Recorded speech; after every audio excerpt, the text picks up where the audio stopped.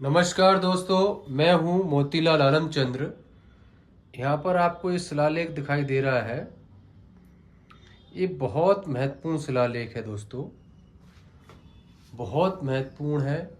और इस शिलालेख के माध्यम से हम यहाँ पर आपको बताएंगे कि सम्राट अशोक के शासनकाल में वृक्षों का कितना महत्व था। वृक्षारोपण पर सम्राट अशोक क्यों जोर देते थे। वृक्षारोपण का टॉपिक वर्तमान समय में इसलिए और आवश्यक है कि वर्तमान में भारत में मानसून भरपूर आया हुआ है और इस मानसून का प्रयोग करते हुए, इसको उपयोग करते हुए, इसके जल का सदुपयोग करते हुए हम अधिक से अधिक वृक्षारोपण करने का संकल्प लें। हम अपने घरों में, अपने खेतों में, जहां भी जमीन है, जहां भी भूमि उपलब्ध है, स्वयं संस्था या सरकारी मदद से या शासकीय संस्थानों में आप वृक्षारोपण करके देश सेवा कर सकते हैं। सम्राट अशोक आज से 2300 साल पहले 2272 कहेंगे, लगभग 272 बीसी पहले उन्होंने जब सत्ता संभाली और उसके 4 साल बाद राज्याभिषेक हुआ, उसके बाद वृक्षों के प्रति, जल संसाधनों के प्रति, चिकित्सा व्यवस्था के प्रति कितने सजग होकर कार्य किया। और यह कार्य उन्होंने न केवल अपने राज्य के लिए, अपने लोगों के लिए, बल्कि जो समीपस्थ देश थे उन लोगों में भी, वहां जाकर भी जल कल्याणकारी योजनाओं का संचालन किया। तो हमें यहाँ पर एक एक चीज यहाँ पर आप पढ़ेंगे, बारीकी से आप देखिए, बड़ा अच्छा लगेगा आपको कि सम्राट अशोक आज इतने प्रासंगिक क्यों है। यहां पर मैंने पूरा शिलालेख लिखा है दोस्तों। ये शिलालेख जो है गिरनार चतुर्दश शिलालेख भाग 2 का भाग है। यहां पर कुल 14 शिलालेख प्राप्त हुए थे, इसलिए चतुर्दश शिलालेख कहते हैं। चलिए दोस्तों, हम शुरू से लेते हैं। आप भी इसको लिखते जाएंगे तो अच्छा रहेगा। सर्वत विजितम्मि देवानंग प्रियस प्रियदसिनो रायो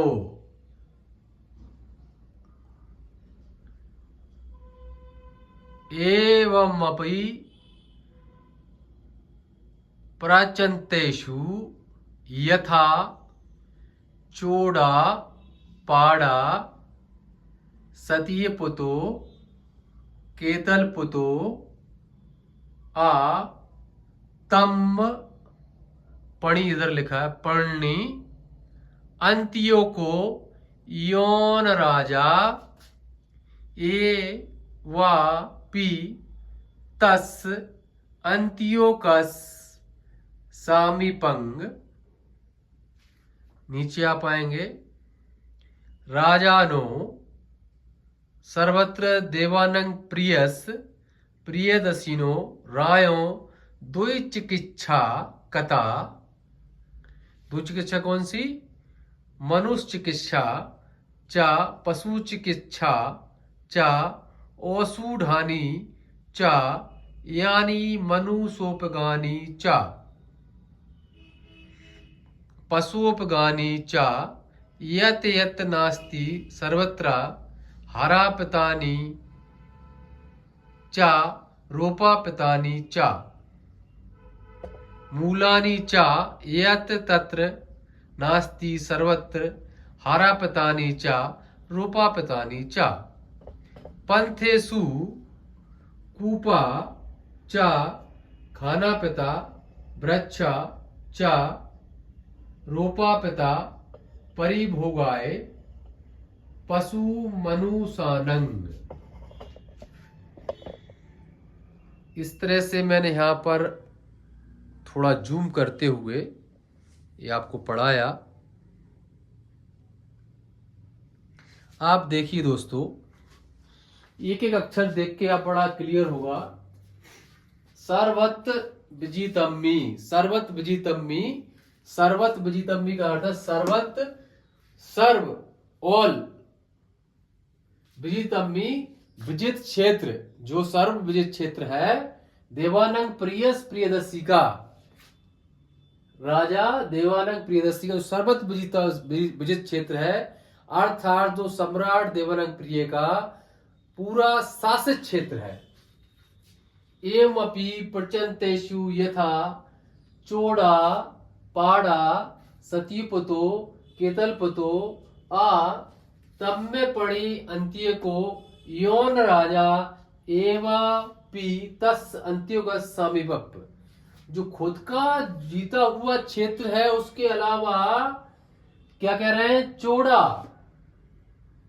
पाड़ा चोल पाल सतीपुत्र केतलपुत्र और तम्बपर्णी श्रीलंका, और उसके बाद यौन राजा अंत्योको यौन राजा, और उसका अंत्योकस के समीप के जो राजा है, अर्थात 1 2 3 4 5 6 जो पड़ोसी राष्ट्र हैं, विकसित राष्ट्र उस समय थे, वहां क्या करते हैं, समीपंग राजानो सर्वत्र देवानंद प्रियदर्शिनोना, यहां पर देवानंद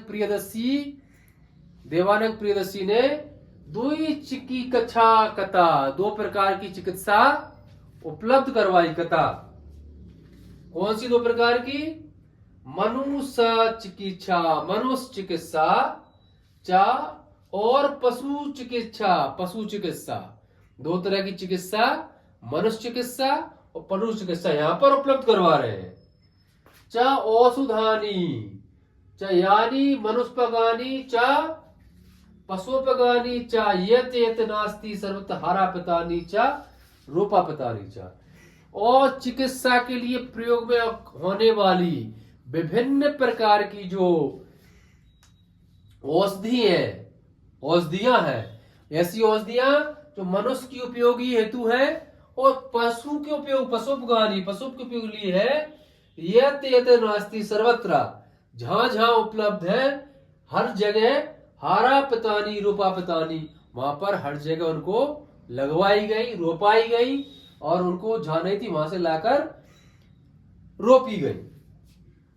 कंदमूल मूलानी चा तत्र नास्ति, जहां नहीं थे वहां हारा पतानी चा रूपा पतानी ची, जहां ऐसी औषधियां उपलब्ध नहीं थी, जिस क्षेत्र में औषधियों की कमी थी, वहां पर सम्राट अशोक ऐसी औषधियों को, ऐसे जड़ों को, कंदों को, मूलानी शब्द भी है, तो कंद को वहां पर रोप रहे हैं, वहां पर प्लांट कर रहे हैं, इंपोर्ट करके। आगे कर रहे हैं, पंथेसु कूपाचा खाना पिता, एक अलग यहाँ पर एक बहुत जन कल्याणकारी और कार्य कर रहे हैं।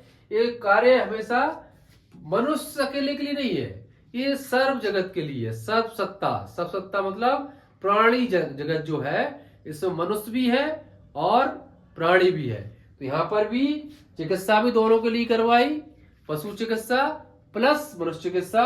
यहाँ पर पंथेसु कूपाचा, जो पंथ है, जो राजमार्ग है, जो महामार्ग बनाए, यदि पाटलिपुत्र से सियालकोट तक्षशिला जाएंगे तो कैसे जाएंगे, ये पूरा महामार्ग बने हुए थे। पाटलिपुत्र से उज्जैन के लिए महामार्ग था, ये पूरे महामार्ग थे, जहां से सम्राट उसकी सेनाएं, भिक्षु संघ पदचारिका किया करते थे। सेनाएं अपने वाहनों से, अपने हाथियों से, अपने घोड़ों से यात्राएं करती थी। तो यहाँ पर जरूरी है, यहाँ पर न केवल सेना, न केवल भिक्षु, और इसके अलावा बड़े बड़े व्यापारी, तो तक्षशिला से लेकर दक्षिण या तक्षशिला से लेकर पाटलिपुत्र से लेकर उज्जैन, गुजरात, गिरनार तक जो यात्राएं करते थे, जो सामान का आवाज हवाई करते थे, तो ऐसे महामार्ग उन्होंने बनवाए। और महामार्ग के पास क्या खुदवाया, महामार्ग के पास उन्होंने खुदवाया पंथेसु कूप खनन करवाए, कुएं खुदवाए, इसके लिए खनन करवाया खाना पिता, वृक्षाचा रोपा पिता, और वृक्ष रोपित करवाए, सड़क के दोनों ओर वृक्ष रोपाए और कुएं खुदवाए। परिभोगाए पशु मनुष्य, किसके लिए परिभोग के लिए, पशु और मनुष्य दोनों के परिभोग के लिए, दोनों के उपयोग के लिए सम्राट अशोक 2300 साल पहले इतना जन कल्याणकारी सोच के साथ कार्य कर रहे थे, तो आज भी उतना ही जरूरी है। आज भी हम सड़क के किनारे वृक्ष लगाते हैं, सड़क के किनारे पानी का साधन रखते हैं कि जो राहगीर है, जो पंथ है हमारे, जो वहाँ से गुजरेंगे, जो पथिक हैं, उनके लिए छाया मिले, उनके लिए पेड़ों से फल मिले, उनके लिए स्वच्छ पीने का पानी मिले। उस समय, आज तो वाहन चलते हैं, उस समय पशु चलते थे, पशुओं को भी प्यास लगती थी और पशु भी मनुष्य जैसे बार बार भोजन और पानी के लिए उन्हें रोकना पड़ता था। उनके लिए पूरी व्यवस्था रहे। सम्राट अशोक इस तरह का कार्य करते हैं। ये शिलालेख क्रमांक 2 है और बहुत महत्वपूर्ण शिलालेख दोस्तों हमने यहाँ पर देखा। इस शब्द आप देखेंगे आज भी वैसे ही प्रयोग हो रहे हैं। चिकित्सा का चिकित्सा हो गया, पशु का पशु हो गया, मनु का मनुष्य हो गया, औषुधानी का औषुधानी हो गया। बाकी जो चोड़ है, चोल, पाड़ा, सत्यपुत्र, केतलपुत्र, ज्यादा बदलाव नहीं आया है। तब में पढ़ने का आपका श्रीलंका हो गया। जो शब्द मूला नीचा, पंथेसु का पंथ अभी भी हम प्रयोग करते हैं। पथिक, कूप अभी भी है, नलकूप है या कुआ है। खाना पिता, खनन करवाया। जो भी वृक्षा का, वृक्ष ऐसा लिखा है, अभी से वृक्षा में थोड़ा सा चेंज हो गया, क्षत्रिय वाला छा हो गया, तो क्षत्रिय वाला छा आ गया वृक्षा में। और ये रा की जगह रिर आ गया तो वृक्ष हो गया। बाकी ज्यादा अंतर इन शब्दों में नहीं आया है, थोड़ा थोड़ा इनमें बदलाव हुआ है। यवन राजा को अब यवन हो गया, राजा राजा है ही यहाँ पर। तो इस तरह से जो शब्दों में जो बदलाव देखा जाए उतना नहीं हुआ है, लेकिन यहाँ पर फिर भी हल्का सा बदलाव देखने को मिलता है। ये पूरी प्राकृतिक भाषा है दोस्तों, और प्राकृतिक शब्द है। सम्राट अशोक की लिपि है, अशोकन स्क्रिप्ट है, धम्म लिपि है।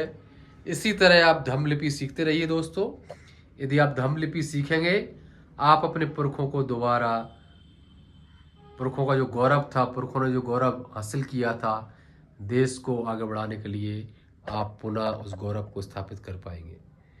तो मैं अब विदा लेता हूं दोस्तों। बहुत बहुत साधुवाद, धन्यवाद। और अधिक किताबों को और अधिक तरह की लिपि को पढ़ने के लिए आप मेरी लिखी पुस्तक जो है दोस्तों वो जरूर पढ़ते रहें। इसकी डिक्शनरी भी है, धम्म लिपि डिक्शनरी, इसका ये नया एडिशन है। ये आपका भागवत दानंग भी है। आप इस तरह की किताबों को ले सकते हैं, पढ़ सकते हैं, अमेजन पर उपलब्ध है।